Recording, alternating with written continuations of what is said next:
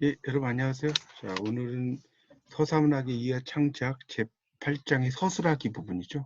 자, 서술하기 부분인데, 자, 그 중에서 이제 3인칭 서술 상황 거기서부터 보도록 하겠습니다. 3인칭.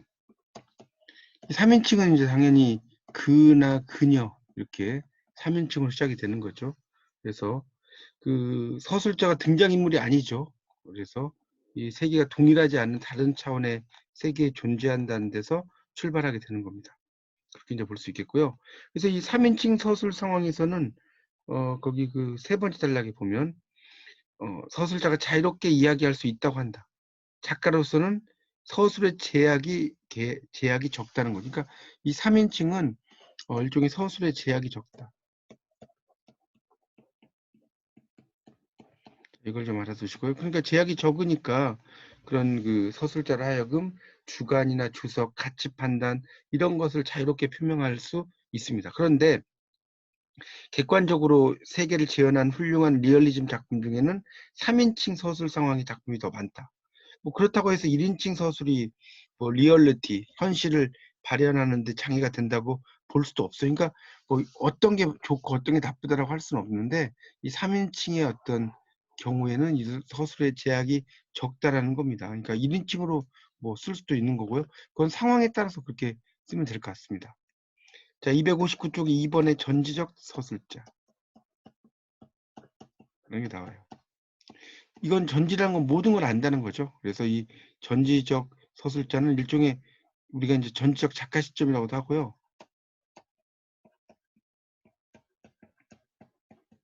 이 전지적 작가 시점은 올림푸스적 시점이라고 돼요. 이 올림푸스라는 것은 이제 올림푸스 산이죠. 그래서 이 올림푸스 산은 뭡니까? 신들이 살고 있는 산이죠. 신들이 살고 있는 산. 볼 수 있죠. 자, 이것을 다른 말로 이제 편집자적 논평이란 말도 쓰게 됩니다.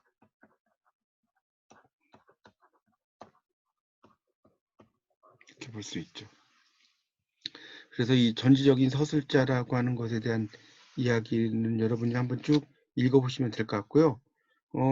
특히 이제 250쪽에 259쪽의 마지막 단락에 전지적 서술자는 사건의 발생 전과 사건의 종료 후까지도 모두 알 수 있다고 나오죠. 그래서 인물의 내면 세계까지 파악할 수 있는 능력을 부여받았다라고 볼 수가 있겠습니다. 그래서 인물의 이제 내부에 노골적으로 개입을 하고요. 자, 그래서 이제 뒤에 넘겨보시면 260쪽. 이 서술자가 자신의 세계관을 기본적으로 바탕에 깔고 있으므로 서술자 자신의 지각뿐 아니라 사고 방향도 이제 자신의 것을 내세워서 한다 나옵니다.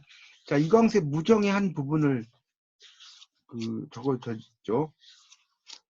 자, 병욱은 음악학교를 졸업하고 자기의 힘으로 돈을 벌어서 독일 백림에 이태 동안 유학을 하고 금년 겨울에 형식의 일행을 기다려 시베리아 철도로 같이 돌아올 예정이며 영채도 금년 봄에 동경 상야음악학교 피아노과에 성악과를 우등으로 졸업하고 아직 동경에 있는 중인데 그 역시 9월경에 서울로 돌아오겠다. 아, 우리 땅은 날로 아름다워진다. 우리의 연약하던 팔뚝에는 날로 힘이 오르고 우리의 어둡던 정신에는 날로 빛이 난다. 우리는 마침내 남과 같이 번쩍하게 된 것이로다. 그러할수록에 우리는 더욱 힘을 써야겠고 더욱 큰 인물, 큰 학자, 큰 교육가, 큰 실업가, 큰 예술가, 큰 발명가, 큰 종교가가 나야 할 터인데 더욱 나야 할 터인데 마침 금년 가을에는 사방으로 돌아오는 유학생과 함께 형식, 병욱, 영채, 선영 같은 훌륭한 인물을 맞아들일 것이니 어찌하니 기쁠까. 이게 이제 무정의 마지막 부분이라는 거죠. 그래서 이 서술자는 전형적인 3인칭 전지적 서술자죠. 자, 나가 아니지 않습니까? 그래서 자기 의식으로 이제 이야기를 한다는 거죠. 그래서 이제 앞으로 일어날 일까지도 다 뭐 설명을 하고 있어요. 그래서 이제 그 다음 단락에 보면 거기 밑줄 좀 치세요. 260쪽입니다. 무정의 문학사적인 가치는 그 내용보다는 형식에 있는 것으로 보인다. 형식이 중요하다는 거예요. 그래서 가장 뚜렷한 성과가 간접 제시의 방식, 묘사를 사용했다. 우리가 이제 일종의 이것도 좀 설명을 좀 드리면, 우리가 이제 직접 제시. 자, 이 직접 제시가 바로 설명이죠. 그 다음에 간접 제시. 이게 묘사예요. 그래서 이 설명은 일종의 텔링이라고 하고요. 묘사는 보여주는 거니까 쇼잉이라고 합니다. 자, 그래서 이제 261쪽에 둘째 줄에 이런 서술자를 선택하는 작품에서 서술자의 주석이 심한 조명의 낙동강처럼 어떤 목적을 수반하는 선전성을 지니기도 한다는 거예요. 선전성. 그렇게 볼 수 있습니다. 그래서 이제 그런 것들이 이제 있는데, 이제 서술자의 관점을 관찰하면서 핍진성을 살리기 위해 인물의 의식을 반영하는 기법이 개발되었다. 여기 지금 핍진성이란 말이 나오는데요. 이 핍진성이라는 것은 사실에 가까움이라는 뜻이에요. 좀 적어주세요. 이걸 핍진성이라고 하고요. 자, 이범선의 오발탄의 내용이죠.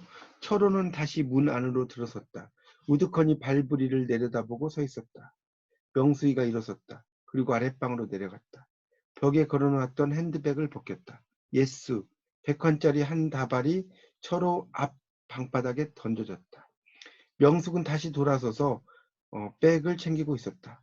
철호는 명숙의 뒷모습을 물끄러미 바라보고 있었다. 철호의 눈이 명숙의 발 뒤축에 머물렀다.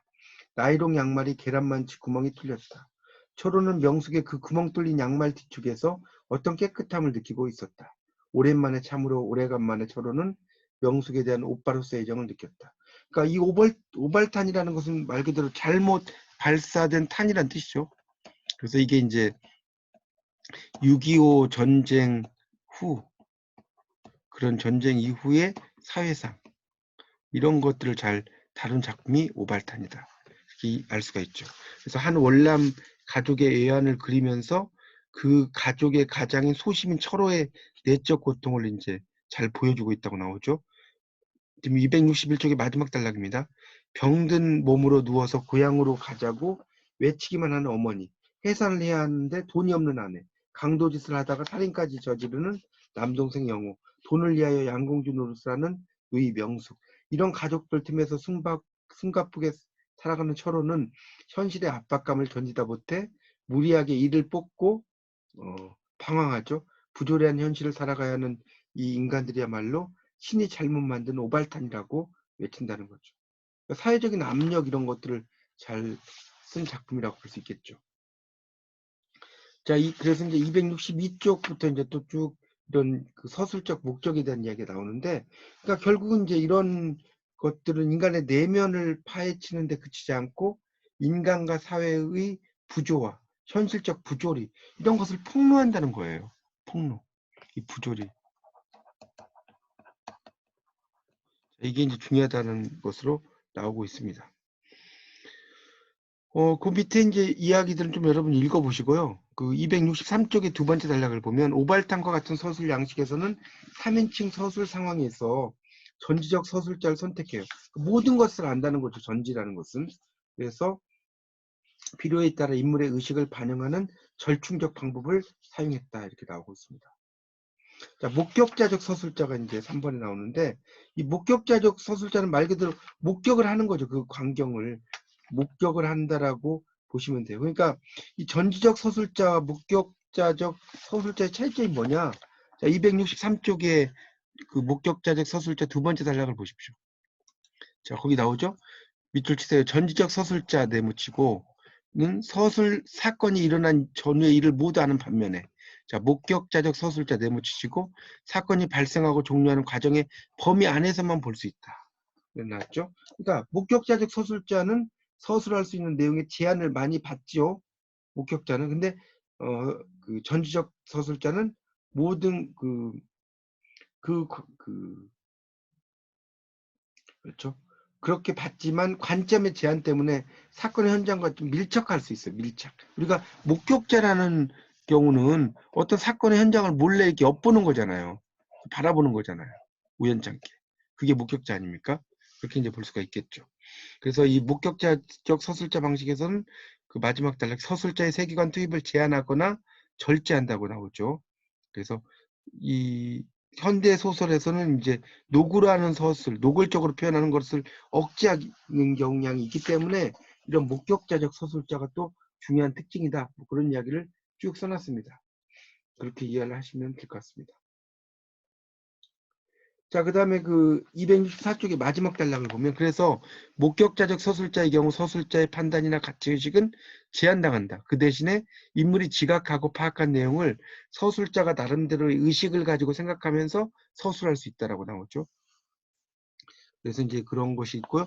거기 그 하근찬의 순환이대의 내용을 보겠습니다. 하근찬 순환이대 있죠.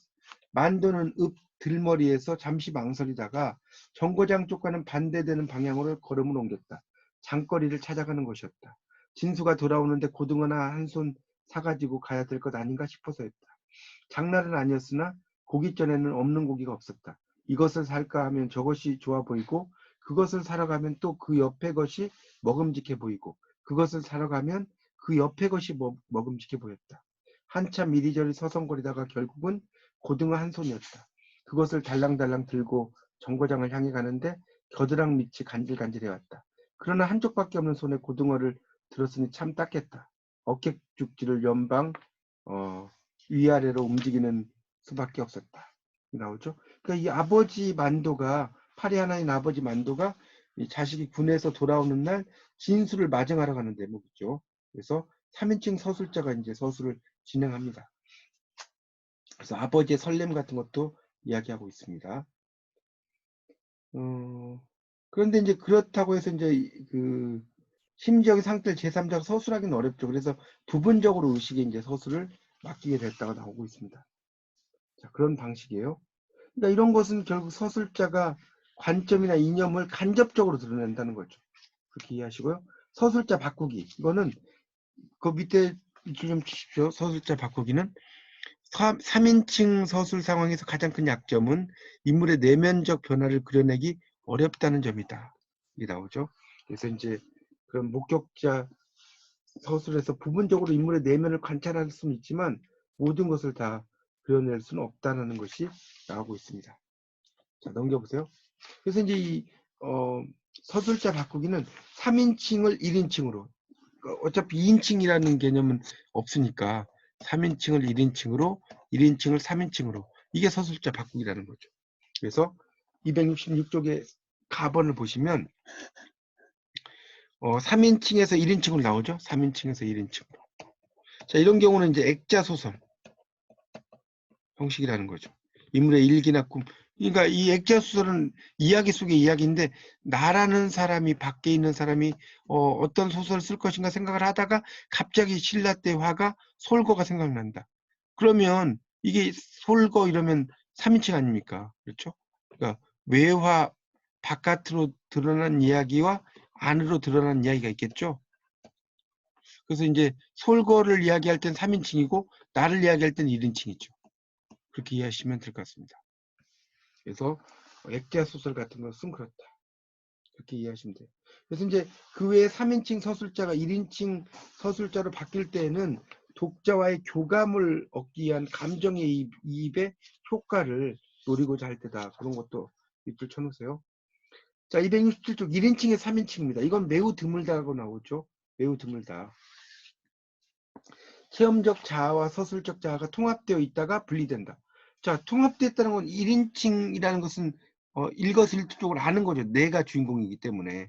그런데 이제 3인칭으로 가버리면 그나 그녀가 되기 때문에 분리가 되죠. 자, 액자 소설 형식을 취할 때 나타난다. 우리 소설에 밑줄 치세요. 1인칭 액자 형식이 많은데 안국선의 금수회의록, 김동인의 배따라기, 김동리의 무녀도 등에서 볼 수 있다. 나를 내세우죠. 이제 나를 나 여자를 써가지고 이 나라는 뜻이거든요. 그래서 이제 그 김동인의 작품이 많이 나오죠. 특별한 경험을 한 경위를 짧게 설명하고 나서 액자 내 이야기를 담는다. 그리고 다양한 서술자 바꾸기도 있다는 거죠. 다양한, 그러니까 실험 형식이라고 나오죠. 그러니까 사건을 두고 여러 관점에서 비교해 보는 거예요. 그런 거. 나와 그가 반복되는 뭐 최수철의 내 정신의 금음 같은 경우는 그렇게 될 수도 있다는 거예요. 자, 그래서 이제 그 서술자를 바꾸는 것은 3인칭에서 1인칭으로 가는 거, 또 1인칭에서 3인칭으로 가는 거, 또 다양한 서술자 바꾸기. 이건 1인칭과 3인칭이 막 교대로 나온다는 거죠. 그렇게 볼 수가 있겠습니다. 그래서 268쪽의 마지막 단락에 보면 그러나 서술자의 선택은 소설의 내용적인 요소와 밀접하게 연관지어서 결정을 해야 된다 나오죠. 서술자의 위치와 목소리, 서술을 구체화하는 방식과 함께 종합적으로 고려해야 된다 이렇게 나오고요. 자, 서술자의 목소리와 문체, 목소리의 창조성이라고 나옵니다. 자, 목소리가 이제 어떤 것을 창조하느냐라는 건데, 자, 270쪽의 그 박스를 또 보세요. 주요섭의 사랑방 손님과 어머니가 또 나오고 있습니다. 자, 지금 중학교에 다니는 외삼촌은 어딜 그렇게 싸돌아다니는지, 집에는 끼니 때에는 별로 붙어있지 않아 어떤 때는 한 줄씩 가도 외삼촌 코빼기도 못 보는 때가 많으니까요. 깜빡 잊어버리기도 예사지요. 9월. 우리 어머니는 그야말로 세상에서 둘도 없이 곱게 생긴 우리 어머니는 금년 나이 24살인데 과부랍니다. 과부가 무엇인지 나는 몰라도 하여튼 동네 사람들이 날더러 과부딸이라고 늘 부르니까요. 우리 어머니가 과부인지를 알죠. 남들은 다 아버지가 있는데 나만은 아버지가 없죠. 아버지가 없다고 아마 과부딸이라고 하나 봐요. 이렇게 나오죠. 그래서 이제 이 대목을 읽으면서 외삼촌 코빼기도 못 본 때가 많으니까요. 깜빡 잊어버리기도 예사지요. 라고 하는 걸 보면 이 어린 여자아이의 목소리를 감지할 수 있죠. 여자아이가 조잘거리는 수다를 이제 듣고 있는 그런 그 느낌이라는 거죠. 그래서 서술자의 목소리가 문장으로 전달된다고 나오고 있습니다. 그래서 거기 271쪽의 첫째 줄 보면 이 사랑방 손님과 어머니의 경우는 오키라는 여자아이의 그런 발랄하고 귀여운 어조, 이게 소설의 세계로 독자를 안내하는 힘이 된다. 이런 말 나오고 있습니다. 자, 그 다음 이제 문체와 개성이 나와요. 문체와 개성. 자, 이 문체라는 것은 이제 작가만의 어떤 스타일이죠. 예를 들면 그림 같은 경우가 있어요. 소를 그린 이중섭 화가 있죠. 그러니까 이중섭이 아니면 그릴 수 없는 그림이죠.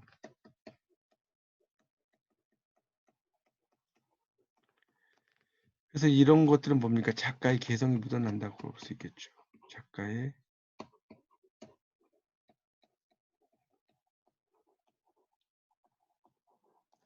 볼 수 있습니다. 그래서 자기만의 스타일을 가져서 모든 사람이 이제 그 글을 쓰죠. 자, 김동인의 감자를 보시면, 자, 왕서방은 거기 한번 읽어보겠습니다. 왕서방은 아들 떨었다. 왕서방은 복녀의 손을 뿌리쳤다. 복녀는 쓰러졌다. 그러나 곧 일어섰다. 그가 다시 일어설 때는 그의 손에 얼른 하는 낫이 한자로 들려 있었다. 이때는 죽어라. 이놈 나 때렸니? 이놈아, 아이고 사람 죽이누나. 자, 웬만큼 한국 소설 읽으면 김동인의 문장을 쉽게 알 수 있죠. 왜 그러냐면 김동인의 문장은 뭡니까? 간결체죠. 우리가 김동인과 염상섭을 비교한다면 김동인은 되게 간결체죠. 짧게 쓰죠. 염상섭은 되게 긴 호흡이죠. 그래서 이걸 만연체라고 해요. 자, 이런 특징이 있다는 거죠. 그래서 문장의 길이가 짧으니까 사건이 빠르게 진행된다는 느낌, 또 상황이 급박하게 진행된다는 느낌이 있다는 거죠. 아들 얼른 하는 의태어도 인상적이다. 이렇게 나오고 있습니다. 그래서 이런 간결체를 썼다는 것이고요. 자기를 이렇게 표현한다는 것이라는 거죠. 스타일이라는 것은 자기의 언어를 가지고 표정이나 뭐 이런 것들 다 쓰게 된다는 겁니다. 그래서 이제 그 밑에 그 세 번째 단락의 다섯째 줄을 좀 보면 식당 종업원에게 물을 달라는 표현을 하기 위해서 손을 들어 마시는 몸짓을 했다고 가정하자. 순간적으로 종업원은 물 갖다 달라는구나 하면서 표현이 의미하는 바를 이해하죠. 그러니까 이렇게 언어로 변화하면서 해석함으로써 이해가 된다는 거죠. 그런 것을 이야기하고 있습니다. 자, 문체의 성격입니다. 273쪽. 자, 이 문체라고 하는 것이 이제 읽을 때 어린아이의 목소리냐, 소녀의 목소리냐, 뭐 이런 것을 이야기한다는 것을 써놨죠. 그래서 이제 그 한 문장은 세 가지 과정을 거치며 이루어진다. 자, 273쪽에 밑에서 한 7째 줄 정도 보겠습니다. 자, 거기 보면 첫째 나오죠, 첫째. 자, 밑줄, 동그라미 밑줄. 작가는 무엇인가를 표현하기 위해서 어휘들을 선택한다. 자, 둘째, 그 밑에 둘째 있죠. 자, 동그라미. 어휘들을 적절하게 배열하여 질서를 부여한다. 그러니까 무언가를 표현하기 위해서 단어를 선택을 하는 거죠. 그렇죠? 그래서 중요한 거. 그 다음에 이제 그걸 잘 배열하는 거죠. 자, 그 다음에 넘겨보십시오. 274쪽. 자, 셋째, 질서화에서 이루어진 문장에 용도를 부여한다. 이게 이제 세 가지의 특징이다라고 볼 수가 있다는 거죠. 그렇게 이해하시면 됩니다. 그러니까 어휘들을 적절하게 배열하는 것은 통사론이나 문법론이라는 거죠. 이 어휘를 배열하는 거니까. 이 두 번째가 통사론과 문법론이고, 자, 이루어진 문장에 용도를 부여하는 것이니까 의미론과 뭐겠어요? 또는 화용론. 이야기하면서 그것이 쓰여지는 것을 화용이라고 하죠. 이렇게 볼 수 있다는 겁니다. 그리고 이제 문체라는 것은 뭐 강건체와 하려체, 거기 274쪽이 마지막 달 나오죠. 강하게 쓰느냐, 좀 더 화려하게 쓰느냐, 건조하고. 그래서 이제 거기 보면 274쪽이 마지막 단락에 보면 독립선언서 같은 것은 강건체다. 정비석의 산정무화는 화려하다. 이 두 글에 상반된 문체는 작가의 고유한 개성이 아니라 글로 표현하려는 대상, 우리나라의 독립, 금강산의 아름다움에 대한 선택이죠. 또 건조체와 우유체는 권태롭고 냉철하고 자기 반성적이다고 나오죠. 우유체는 부드럽다는 뜻이에요. 이 우유체라는 것은 부드럽다는 그런 의미입니다. 이게 밀크가 아니에요. 우유라는 게 부드럽고 온화하다는 뜻이에요. 그래서 감성적이고 서정적인 심리 상황. 간결체와 만연체는 호흡이 진행이 빠르냐 빠르지 않느냐 이런 것이 되겠죠. 그렇게 볼 수 있습니다. 자, 문체의 특징과 자질이 이제 276쪽에 제6장이 나오는데 문체의 특징이 나옵니다. 그러니까 문체라고 하는 것은 이제 이 수필문이 있는데 이 수필들이 여러 종류의 수필이 있어요. 그런 수필들을 보다가 보면 자신만의 어떤 문체들이 있다는 것으로 이해하시면 되겠고요. 자, 280쪽에 자신만의 문체라고 나오죠. 자신만의 문체를 보겠습니다. 거기를 좀 보세요. 아까도 조금 제가 설명을 좀 드렸지만 우리가 이제 특히 이제 문장을 볼 때 이 김동인과 염상섭을 이야기했지 않습니까? 속도감이 있는 문장 하면 김동인이라고 할 수 있고요. 그 다음에 느린 문장이라고 하면 염상섭이 대표된다 할 수가 있습니다.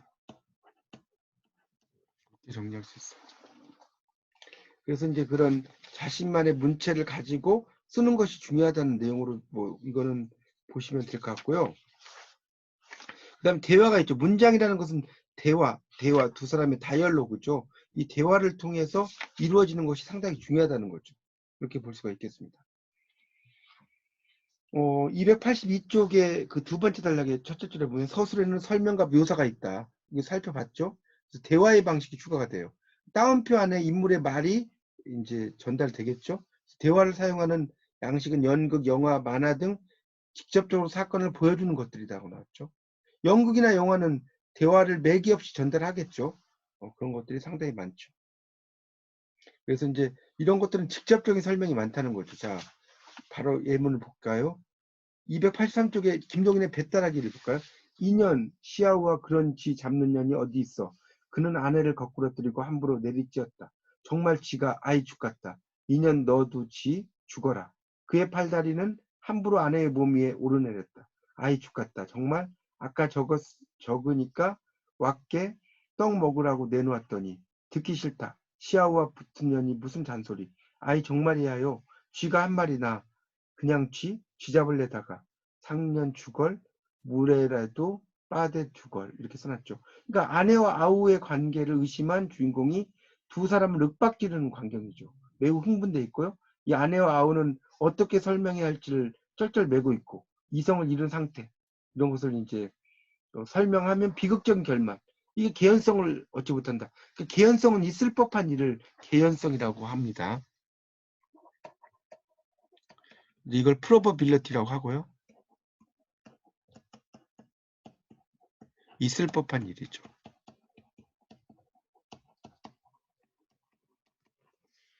그렇게 이제 볼 수가 있습니다. 그래서 그 다음에 대화는 그런 상황뿐 아니라 인물이 구사하는 어휘를 통해서 인물의 지식이나 교양 정도도 드러내죠. 그런 것이 있습니다. 자, 김동인의 배따라기 보면 10년 동안 되게 파리했구나. 형님 나도 변했거니와 형님도 되게 변화세세다 이렇게 났죠. 그러니까 이거는 이제 아내가 죽고 인용문 이후에 아우는 집을 나갔다 10년 만에 들어와서 해고하죠. 단순한 대화지만 변화를 한눈에 알아볼 수 있게 한다는 거죠. 그래서 변했다는 사실을 설명하기에는 좀 더 비서술적이고 변화를 자세히 설명할 필요가 있을 만큼 중요하지도 않죠. 그 말 속에 이제 여러 가지 10년 동안의 어떤 고뇌가 들어있는 거죠. 그래서 이 대화에서 이제 284쪽의 두 번째 단락입니다. 눈여겨볼 것은 단순히 두 사람이 변했다는 사실 알리는 게 아니라 오랜만에 만난 형제의 교묘한 감정적 교감, 이런 것들이 형성이 돼 있다는 거죠. 10년 동안에 되게 파리했구나 라는 것은 표면적으로 여유였다는 뜻이지만 상대방과 교감하는 대화는 더 이상의 목적을 숨기고 있다는 거죠. 네가 여인 모습을 보니까 마음이 아프다. 너에게 몹쓸 짓을 했다.